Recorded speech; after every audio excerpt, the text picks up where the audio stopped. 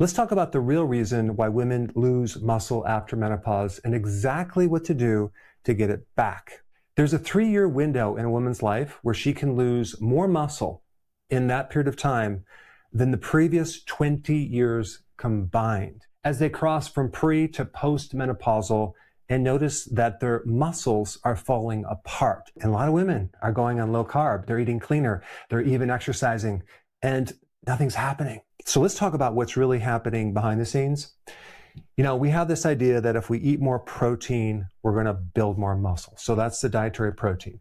If we exercise more, that'll create more growth and building of muscle mass. Because we think that if you're eating muscle, you're going to give your muscles exactly what they need to build them up, right?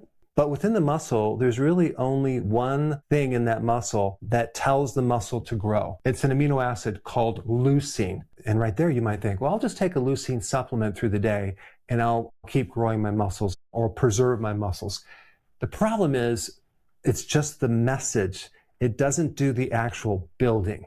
To do all the building, you need several things. And one is the raw material, which is actually in the other part of the protein. So you really need between 3 to 4 grams of leucine within your protein. And I'll explain the best protein sources for leucine in just a little bit. But the requirement for leucine and protein actually increases as you get older, especially if you're trying to maintain and preserve your muscle. The body is in a constant balance of building and breaking down. But when you're postmenopausal, your level of building muscle is actually higher than before menopause. Yeah, that's weird, isn't it? Then the question is, why are your muscles falling apart? Hormones. What happens postmenopausal is the estrogen drops, okay? Other hormones drop too, but estrogen drops. One of the purposes of estrogen is not to build muscle. It helps you conserve your muscles. So to make this really simple, you have 3 hormones that are crashing that are affecting your muscles in a way that it's making it very, very hard to build them. There is a medical name for this. It's called anabolic resistance. Not that you need to know that, but I will put some data down below if you wanted to research that. And I know the question people are going to ask is, well, maybe I just need to start taking hormones. Taking hormones may enhance your muscles, but unless you understand this next thing, you're not going to see much result. We're dealing with a muscle that's ignoring you. Muscles are designed to give you movement, motion. So the big question is, how do we get that muscle to start listening again? And the answer is exercise, but not the typical exercise that you might think. Exercise in the past has been considered one item on the checklist of things to do to get your muscle back. Exercise actually opens a door to allow for the dietary protein to actually go in there and build the muscle. If you don't do exercise and you eat protein, the door never opens. And the same thing with hormones too. If you don't exercise with the hormones, you don't see many results with your muscle. There was a very interesting trial called Lift More, okay? And I'll put the link down below. They took postmenopausal women, average age is 65, all with thinning bones, osteopenia, osteoporosis, and muscle loss. The exact group that normally would be told to be very careful, don't lift much weight. And in this study, they did the opposite, okay? They did heavy lifting, 5 sets of 5 reps at about 85% of their maximum intensity, twice a week for a 30-minute workout. At 8 weeks, there was a significant difference in not just muscle mass recovered, but also recovering their bone loss. And some of the women actually even got a little bit taller because of the regeneration of the bone. And despite all this heavy lifting, there was only one injury, okay? It was a minor injury, someone sprained their back, but these fragile women actually got their bones back. And the next question that people might have is it too late to start? Another study compared 150 runners, okay, men and women in their late 60s who trained their entire life against another group in their 50s, okay, that just started working out, same average body weight, leg muscles, etc.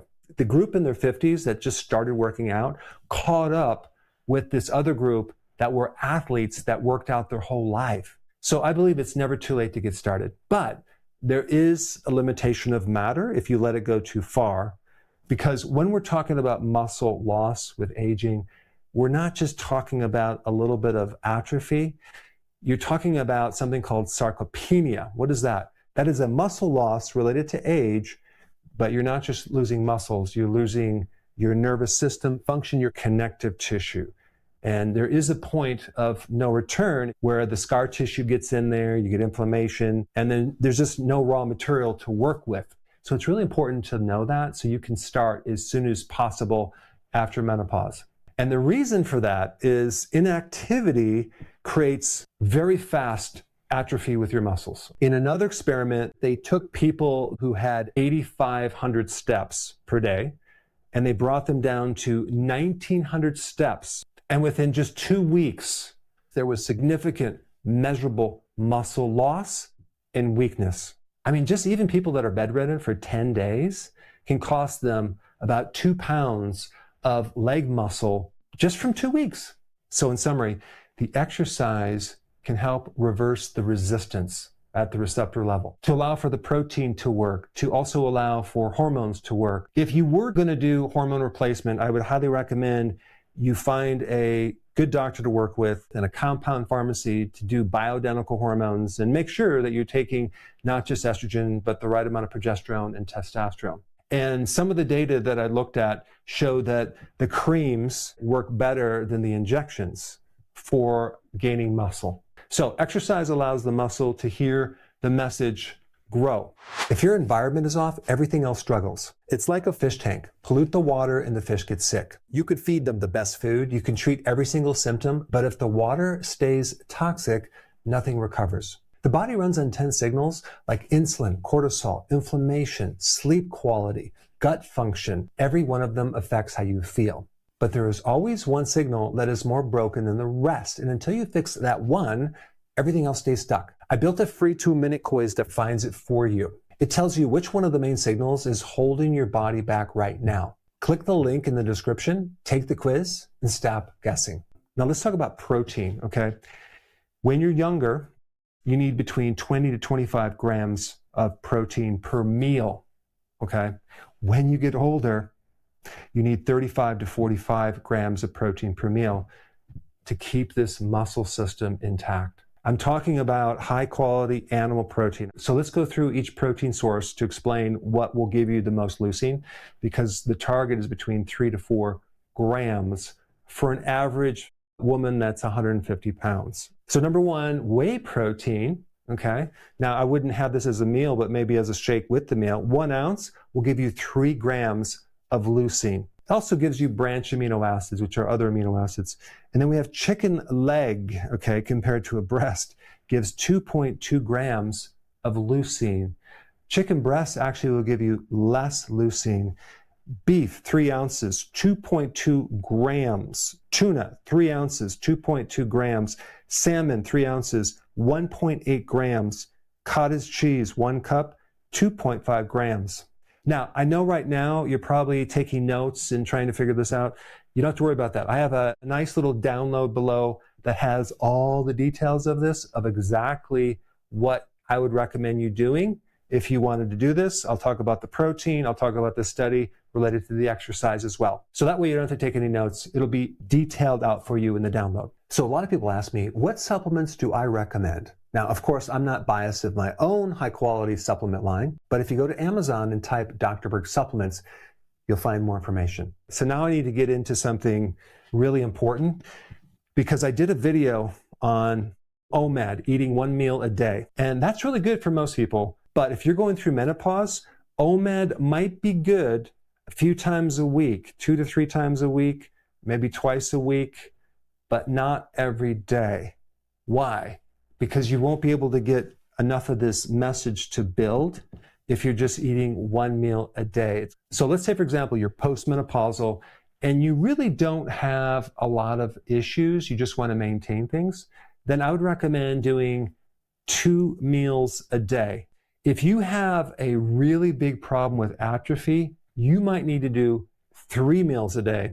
So again, it depends on what's your situation, and I'm going to put all this in the download as well. Intermittent fasting is important, but not too much. And remember, when you're eating, if you're eating 2 meals a day, the amount of animal protein that you need to eat needs to be higher than someone younger, okay?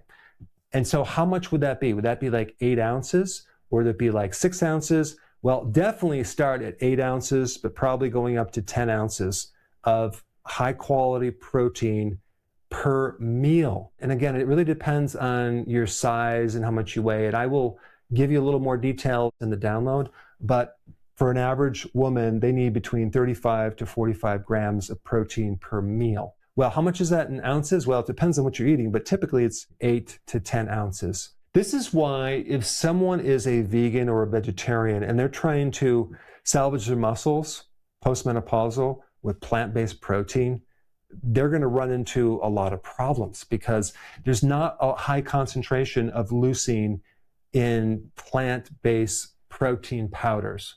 There's a couple additional things that could be helpful. Creatine. What is creatine? Creatine is something that actually can fuel the muscle and give you more energy to work out. It's also been known to help restore damaged muscle. At 5 grams a day in a 24-week trial involving older women, creatine plus exercise training produced the biggest strength and muscle gains of any group. When men and women are deficient in vitamin D, they tend to have more muscle loss than if they had sufficient amounts. Another nutrient that's really important that you can actually get in tuna and salmon is omega-3 fatty acids. These fish oils, especially the cod liver oil, can help the muscles as well. And the last thing that I want to mention about muscle, since we're dealing with motion and exercise and energy, is magnesium. Magnesium fuels ATP. In order for ATP, that's the energy currency of the body, to actually even exist, you need magnesium. I recommend out of all the nutrients that you take, make sure you take magnesium glycinate because that's the gold standard for absorption, but it can actually really help a lot of things that go beyond just the muscle. And also magnesium allows vitamin D to work as well. Click the link down below to get the download with all the details. And I have another video on menopause that addresses different problems related to menopause that I think could be very helpful. And I put that right here. Check it out.